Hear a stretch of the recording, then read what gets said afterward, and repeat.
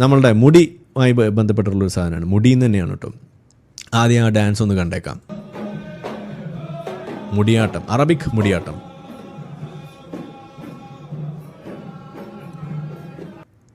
ഇത് നമ്മളുടെ Trump U എയിലേക്ക് വന്നപ്പോൾ ട്രംപിനെ സ്വീകരിക്കാൻ വേണ്ടിയിട്ട് നടത്തിയ ഒരു പ്രകടനമാണ്. അതൊരു അറേബ്യൻ കൾച്ചറിൻ്റെ ഭാഗമാണെന്നാണ് പറയുന്നത്. ഈ മുടിയിട്ട് ആട്ടിയുള്ള ആ ഒരു പ്രകടനം നിങ്ങൾ കണ്ടു. എന്തുതന്നെയായാലും ഇത് വലിയ തോതിൽ ചർച്ചയായിരിക്കുകയാണ്.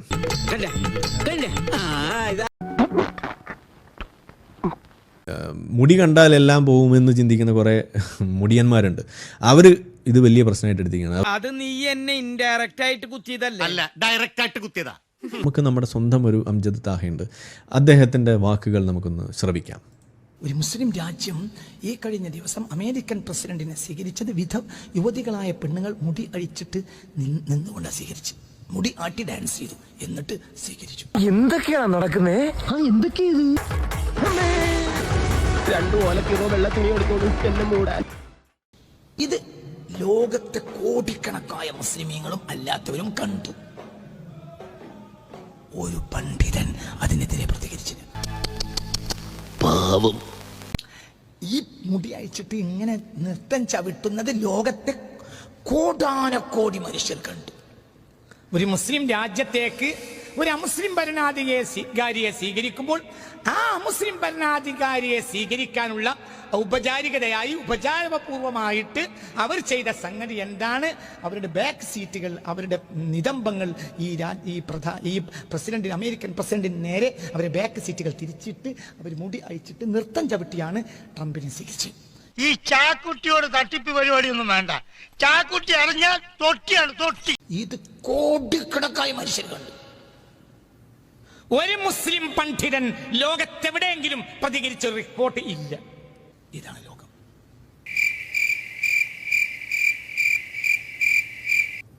കൂടുതൽ വർത്താനം വരേണ്ട ആവശ്യമില്ല. ഇതാണ് ലോകം. സ്വകാര്യം. ശരി തെറ്റി എന്നതിന് ഇന്നൊരു വിലയില്ല. പണത്തിന് വില. എന്തൊക്കെ പറയണേ? പണമുള്ളവന് തെറ്റ് ചെയ്താലും ശരിയാണ്, പണമില്ലാത്തവൻ ശരി ചെയ്താലും തെറ്റാണ്. അല്ല, ഇതാരാ? വാര്യമ്പള്ളിയിലെ മീനാക്ഷി അല്ലയോ? ഒന്നുകൂടി പറയുമ്പോൾ താലേക്ക് ഇത് കേറിയോ? അമേരിക്കൻ പ്രസിഡന്റിനെ ഈ കഴിഞ്ഞ 4 ദിവസം മുമ്പ് ഒരു മുസ്ലിം രാജ്യം സ്വീകരിച്ചത്. പണമുള്ളവൻ തെറ്റ് ചെയ്താലും ശരിയാണ്, പണമില്ലാത്തവൻ ശരി ചെയ്താലും തെറ്റാണ്. വളരെ വലിയൊരു സ്റ്റേറ്റ്മെൻറ്റാണ് ഇത്. നമ്മളുടെ ഈ ബിരിയാണി എന്ന് പറഞ്ഞ സിനിമ വന്നപ്പോൾ നമ്മൾ അതിൻ്റെ നിരൂപണത്തിൽ നമ്മൾ പറഞ്ഞൊരു കാര്യമാണ്. അതായത് ഇസ്ലാമിലെ നിയമം ഏറ്റവും കൂടുതൽ ബാധിക്കുന്നത് ആരെയാണ്? അത് ഇസ്ലാമിലെ പണക്കാരെ അല്ല ബാധിക്കുക. പണക്കാരെപ്പോഴും അതിനകത്തൊരു ഇൻസുലേറ്റഡ് ആണ്, അവരെ അത് ബാധിക്കില്ല.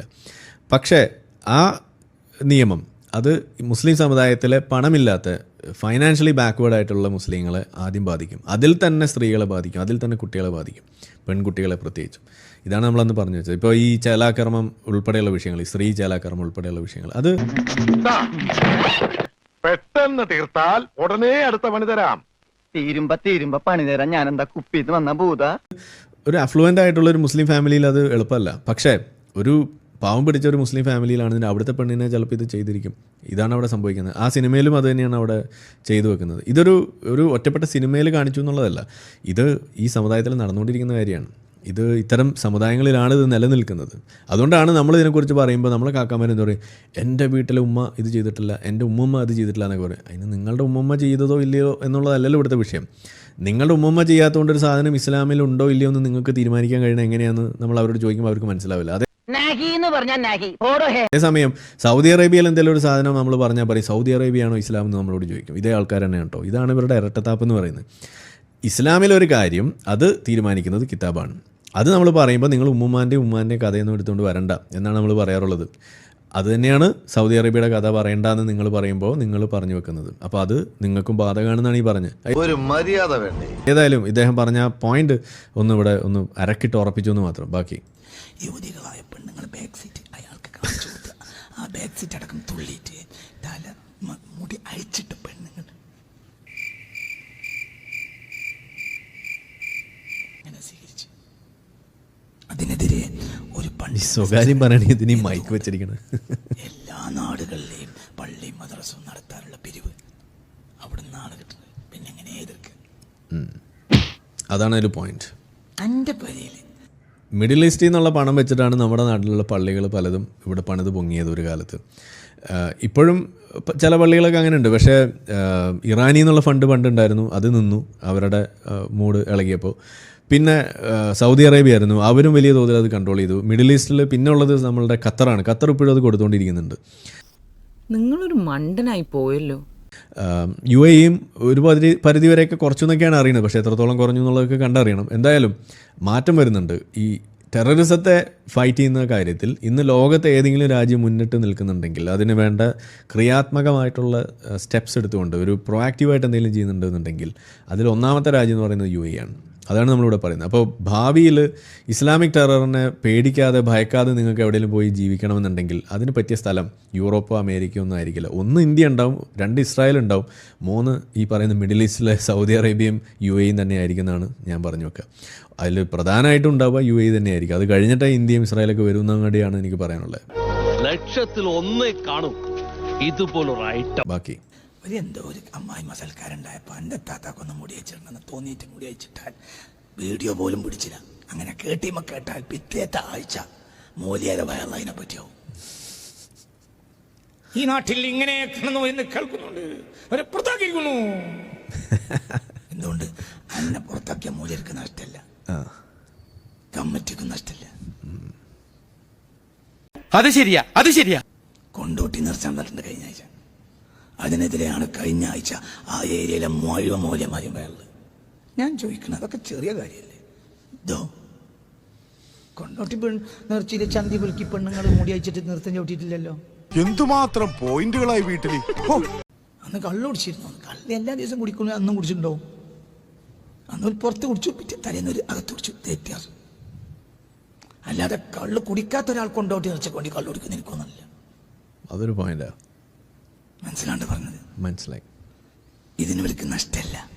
മാത്രമല്ല, നമ്മൾ തിന്മയെ എതിർക്കുന്നവരാണെന്ന് പറഞ്ഞ് നമ്മളെ മൂല്യർക്കും കമ്മിറ്റിക്കും പിടിച്ചുക്കും ചെയ്യാം. അവർക്ക് നഷ്ടമല്ല.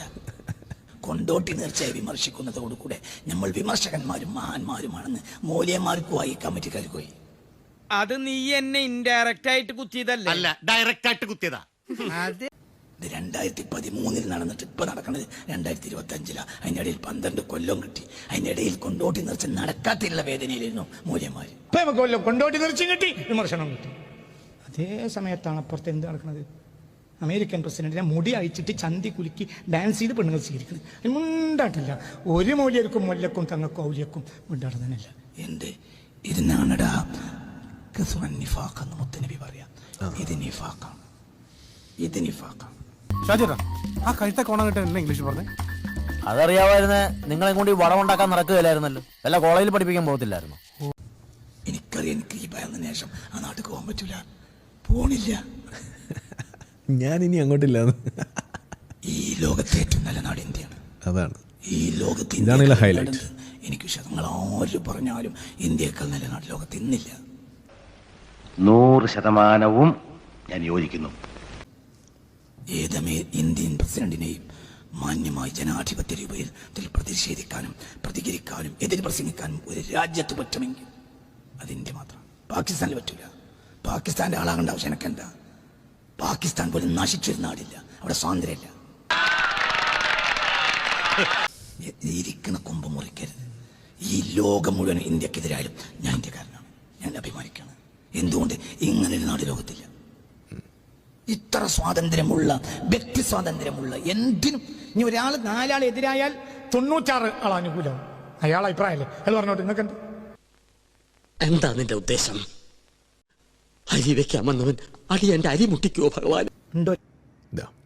ഇതാണ് നമ്മളെപ്പോഴും പറയാറുള്ളത്. അതായത് ലോകത്ത് മുസ്ലിങ്ങൾക്കൊരു സ്വർഗ്ഗം ഉണ്ടെങ്കിൽ അത് ഇന്ത്യയാണെന്ന് നമ്മൾ പറയുമ്പോൾ അത് വിശ്വസിക്കാറില്ല. ഇതിന്നിപ്പോൾ ഒരു ഇസ്ലാം മത പണ്ഡിതൻ തന്നെയാണ് ഇരുന്ന് പറയുന്നത്. ഇത് ഞാൻ ഈ ഒരു സാധനം ഡെഡിക്കേറ്റ് ചെയ്യുന്നൊരു ആളുണ്ട്. അത് പ്രതീഷ് എന്ന് പറയുന്ന ഒരു വോക്ക് യുക്തിവാദിയാണ് കേട്ടോ. ഞാൻ ഇദ്ദേഹത്തെ ജമിയത്തുൽ ഉലമ ജുക്തിവാണം എന്നാണ് ഞാൻ വിളിക്കാറ്. ഈ മുടിയുടെ കാര്യം പറഞ്ഞപ്പോൾ ഒരു കാര്യം കൂടി അവസാനമായിട്ട് പറയാനുള്ളത്, ഈ മുടി കണ്ടു കഴിഞ്ഞാൽ ഹാലിളകുന്ന കുറേ ആളുകൾ ഇവിടെ ഉണ്ട്. ഒരാളും ഇളകിയിട്ടില്ല എന്നുള്ളതാണ് നമ്മൾ ഉസ്താദ് പറഞ്ഞത്. കാരണം എന്താണ്? ഇളകിയാൽ അവരുടെ അടപ്പ് വരും. കാരണം പല ആളുകൾക്കും ഫണ്ട് ചെയ്യുന്ന ആളുകൾ തന്നെയാണ് ഈ മുടി ഇളക്കി ഇവിടെ നടന്നത്. അപ്പോൾ അതുകൊണ്ട് ആ പരിപാടി ഇവിടെ നടക്കില്ല എന്നുള്ളതാണ് നമ്മളിവിടെ കണ്ടത്. കഷ്ടപ്പെട്ടോക്ക് വെറുതായല്ലോ. അപ്പോൾ ഏതായാലും ഇസ്ലാമിൻ്റെ തട്ടകങ്ങൾ എന്നുള്ള രീതിയിൽ പറയുന്ന ഈ മിഡിൽ ഈസ്റ്റേൺ രാജ്യങ്ങൾ ചെയ്തു കൂട്ടുന്ന ഇത്തരം കാര്യങ്ങൾ കാണുമ്പോൾ ഇസ്ലാമിൻ്റെ തകർച്ച അതിങ്ങനെയൊക്കെയാണ് മുന്നോട്ട് വരിക. ഇതെല്ലാം നോർമലൈസ് ചെയ്യും. ഇത് ഒരു 5, 10, 20 വർഷം, അതാണ് ഞാൻ എപ്പോഴും പറയാറുള്ളത്. ഒറിജിനൽ ഇസ്ലാം നിങ്ങൾക്ക് കാണാൻ കഴിയില്ല. ഇനി നമ്മൾ എന്ത് ചെയ്യുമല്ലയ്യ? നീ ഒന്നും ചെയ്യണ്ട, ഞാൻ ചെയ്തു. തൽക്കാലം ഇത്രയും മതി, വരട്ടെ. ഇവിടുത്തെ നാട്ടുകാർക്ക് എന്റെ വ്യക്തിപരമായ പേരിൽ ഞാൻ നന്ദി രേഖപ്പെടുത്തിക്കൊള്ളുന്നു.